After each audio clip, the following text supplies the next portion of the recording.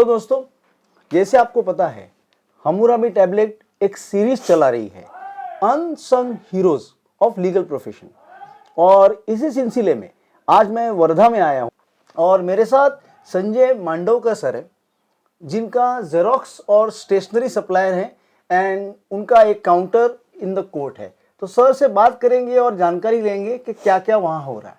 तो सर, सबसे पहले आपका बहुत बहुत धन्यवाद कि कोर्ट रनिंग में आपने आपका काउंटर बंद करके आप आए और हमें इंटरव्यू दिया, उसके लिए बहुत बहुत धन्यवाद। तो हमें बताइए सर कि आप कि थोड़ा सा आपके बारे में, और आप ये प्रोफेशन में कैसे आए कोर्ट में।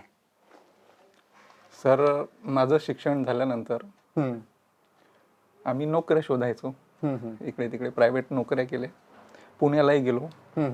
तिथल्या टेल्कोमध्ये मी जवळपास 92, 95, 96 मध्ये जे टाटा इंडिका जे बनत होती त्या प्रोजेक्टमध्ये टेम्पररी ॲज अ सुपरवायझर म्हणून काम केलं तिथे पुण्याला. त्यानंतर आम्ही तिथे आमची तब्येती खराब झाल्या त्या वातावरणामुळे, ते तिथून परत आलो. मग परत आल्यानंतर माझे काका कलेक्टर ऑफिसला होते. त्यांच्या संघटनेचे काही ब्लॉक्स निघाले होते कोर्टाच्या समोर, तर तिथे ते दुकान सुरुवातीला त्यांनी बांधलेलं होतं तिथे. मग चुलत भाऊ आणि मी दोघे जण तिथून आल्यानंतर मग काय करायचं बा, मग म्हणे ब्लॉक आहे आपल्याजवळ, तर तुम्ही झेरॉक्सचं दुकान लावा. कोर्टाच्या समोर होतं ते, परंतु ते 5-10 वर्ष दुसऱ्यांनी चालवलं होतं ते, काही आम्हाला दिलं नव्हतं ते. त्यानंतर आम्ही ते घेतलं ते दुकान, चुलत भाऊ आणि मी, म्हणजे ते ॲक्च्युली चुलत भावाचं दुकान होतं. त्याच्यानंतर मग तिथे तो व्यवसाय चालू केला आम्ही. जवळपास तो आता त्याला 22-23 वर्ष झालेले आहे तिथे. त्या दुकानात मी 13 वर्ष काम केलं भावाच्या. तिथे मग 2 मशीनवर मी एकच ऑपरेट करत होतो, एकटाच ऑपरेट दोन्ही मशीन करत होतो. हळूहळू तो वेग वाढत गेला माझा कामाचा, कारण की या व्यवसायामध्ये तुम्ही जेवढ्या लवकर द्याल, अपेक्षा असते ग्राहकाची का मला लवकर पाहिजे, तर त्यानुसार मी तिथे माझी प्रॅक्टिस झालेली होती. त्याच्यानंतर मी तिथून परत नोकरीवर गेलो, उत्तम गालवामध्ये गेलो. तिथे मी बॉयलरवर कॉम्प्रेसर ऑपरेटर म्हणून काम केलं. 8-9 महिने केलं असेल. तेवढ्यात मग इकडे कोर्टाचं ते आलं होतं का आतमध्ये झेरॉक्स टाकायची आहे, तर ते आमच्याकडे नाही आले पहिल्यांदा. ते 2-4 दुकानं लागलेले आहे, झेरॉक्सचे 4ही दुकानं आहे कोर्टासमोर बिलकुल. तर त्यांना सांगितलं का ते दोन्ही भाऊ असतात आणि कामात व्यवस्थित आहे, काम व्यवस्थित करतात. तसंच वकिलांचा कामाचा अनुभव होताच थोडा बहुत काढायचो. त्याच्यानंतर इकडे आल्यानंतर मग ही जागा मिळाली आतमध्ये बाररूमला 2011 मध्ये. कुबळे साहेबांच्या हस्ते आम्हाला ते देण्यात आलं परमिशन. न्यायाधीश होते त्यावेळेस, जिल्हा सत्र न्यायाधीश, त्यांनी दिलं. मग तिथे आम्ही त्याला सुरुवात केली.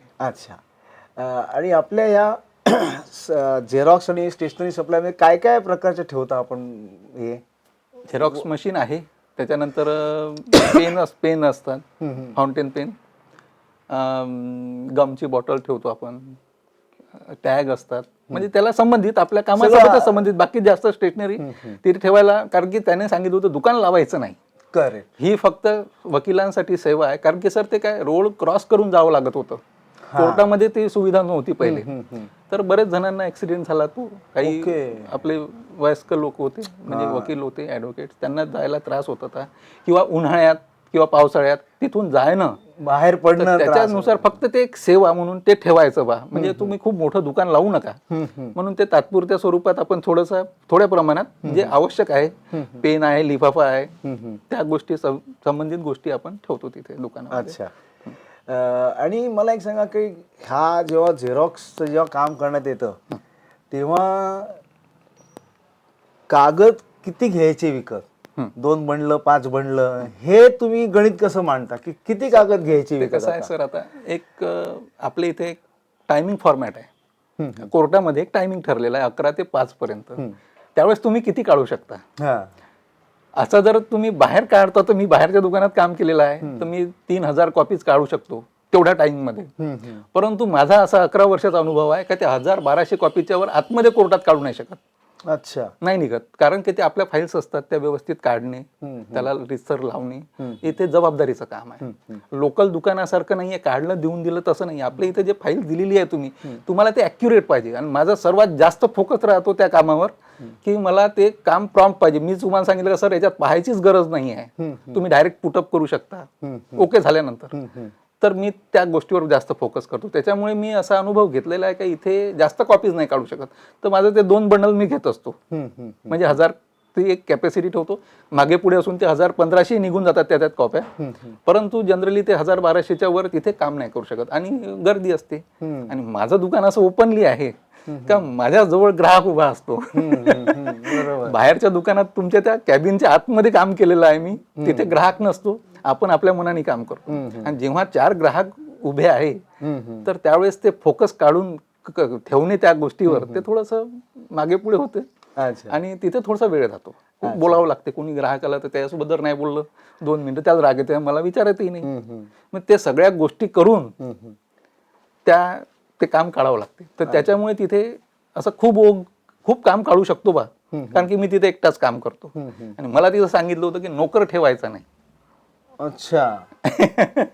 तुम्ही स्वतः काम करा. ओके. कारण की त्यांना सांगितलं होतं की अनुभव आहे बा याला भरपूर, आणि मी माझ्या याच्यात वेग माझा व्यवस्थित आहे. म्हणजे मी असं हळूहळू काढतच नाही. ते जेवढ्या मोठी फाईल असेल तेवढ्या स्पीडनी किती लवकरात लवकर काढून देता येईल मी त्याच्यावर फोकस करतो. कारण की कधी कधी काय होते, अर्जंटली काम येतात तर ते पहिले काढून द्यावं लागते.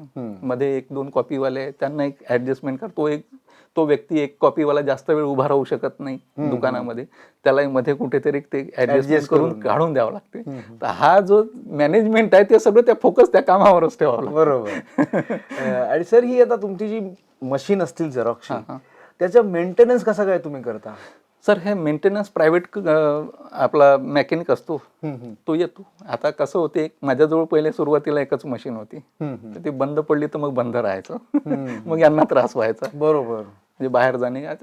बार रूमला अटॅच असल्यामुळे बार आमचे जे लोक बसतात तिथे ॲडव्होकेट त्यालाच अटॅच असल्यामुळे आणि तिथेच टायपिंग होत होतं.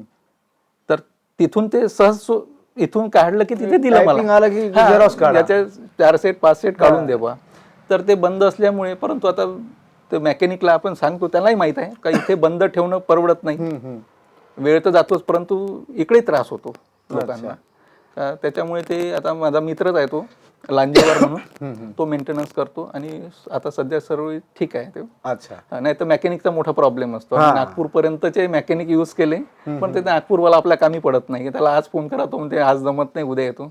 आपल्याला स्थानिक माणूस पाहिजे. बरोबर. म्हणजे आता फोन केला तर तो 1 तासात आला पाहिजे. कारण की इकडे हे नुकसान तर होतेच व्यवसाय, परंतु यांनाही त्रास होते. जे कामं घेऊन ठेवतो आपण, मशीन केव्हा बंद पडेल याचा भरोसा नाही आहे. बरोबर.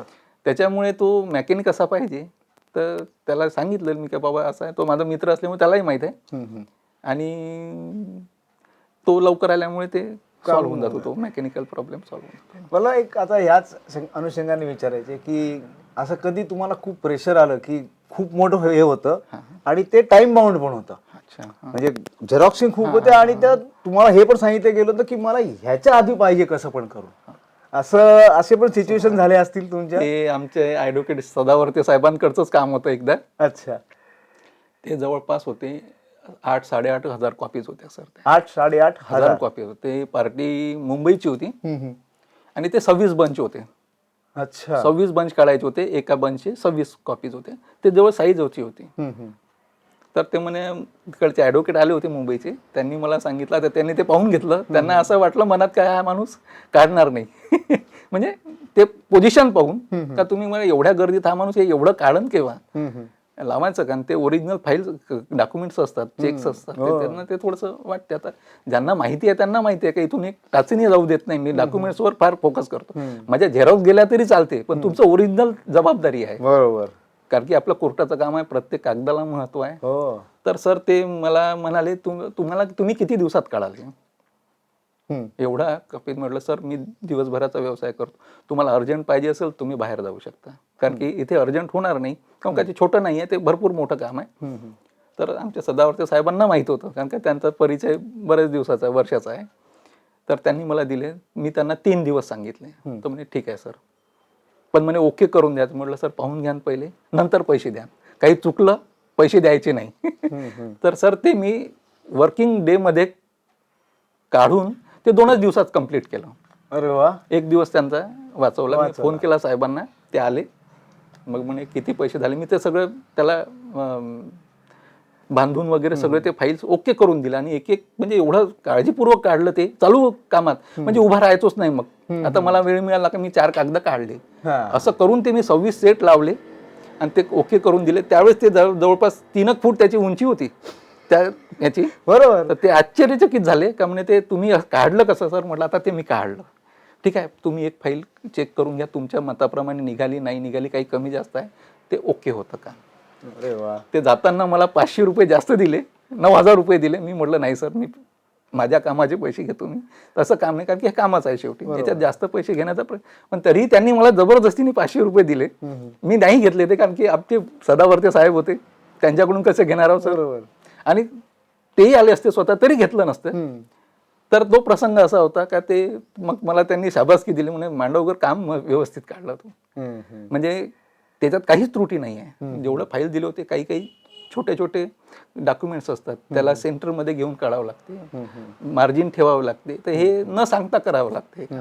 तुम्हाला दिलं, तुम्ही कसंही काढून ठेवलं, याला महत्व नाही. तर त्यावेळेस मला ते पावती मिळाली का आपण चांगलं काम काढू शकतो.